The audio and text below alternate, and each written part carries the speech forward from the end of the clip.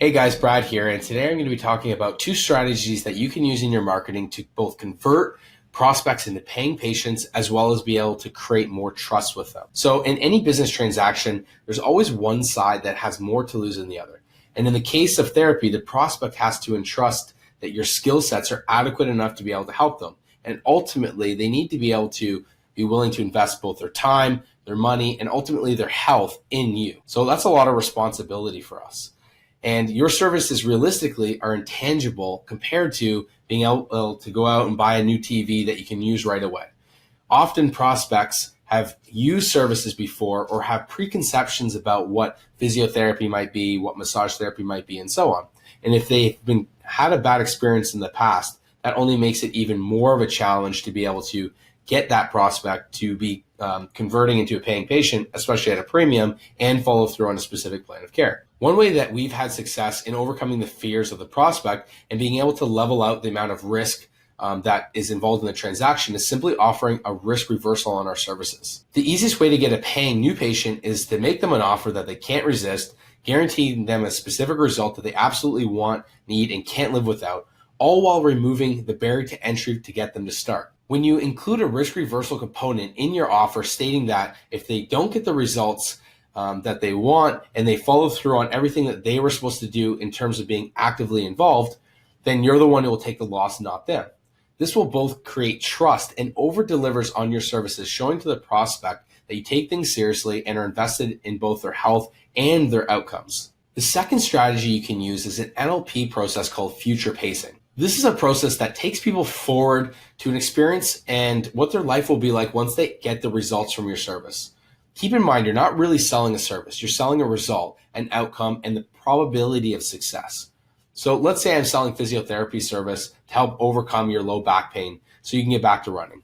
I would paint a future for you where you're simply able to strap a pair of shoes on and begin your run around your favorite path, all without low back pain, and more importantly, without the fear that you're going to have low back pain at a different time, during, or maybe the next day. Do you see what I'm saying? You want to take your prospect forward to what it'll be like once they've got that desired outcome. Then tie it in with a risk reversible with what we just talked about in order to make your offer completely solid. If your prospect says, it certainly sounds good, but what if X doesn't happen? You can easily respond, well, if you follow through with our plan of care and are active in the process, whatever terms you had laid out for them to be successful, and you don't get the result, I'll give you X back. And that might be money. You might work with them for an extra session or two to get a specific result, refer them to someone else, whatever makes the most sense for your business and the outcomes. Most health practice owners that I work with immediately worry about the what ifs and assume that every patient will want a refund if they instill this policy. So my question to you is, if you believe in your services and you're able to actually get the outcomes that you've outlined in the first place and have been marketing and doing presentations on or whatever it might be, then why would you ever be concerned?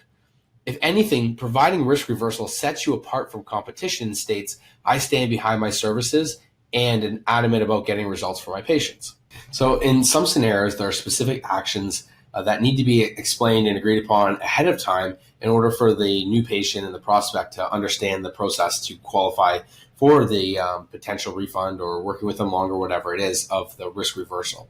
So they need to be actively involved in this process as well. So for example, what we do is we offer a 30-day money-back guarantee on our personal training trials.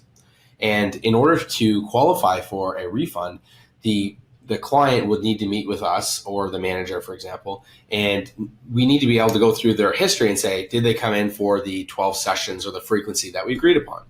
Did they follow through on the nutrition component? Did they do A, B, and C, whatever it is that you've included into your package as well? So what this really does is it allows us to give a little bit more clarity, as well as the patient needs to understand that they're actively need to be involved in this process as well. So you can kind of set up the program however it makes the most sense, but ultimately, a new patient needs to understand that they might need to do homework for whatever reason, or they need to, be more vigilant in coming in for the recommended frequency. So if you're telling someone to come in 3 times a week, they need to come in for that 3 times a week. Otherwise, they can't expect to get a different outcome. So these are two main things, both using future pacing, taking your prospect or new patient to a point of what it's going to be like when they can actually do the thing that they are limited from doing, so they don't have to worry about dealing with the pain and frustrations that they've been having.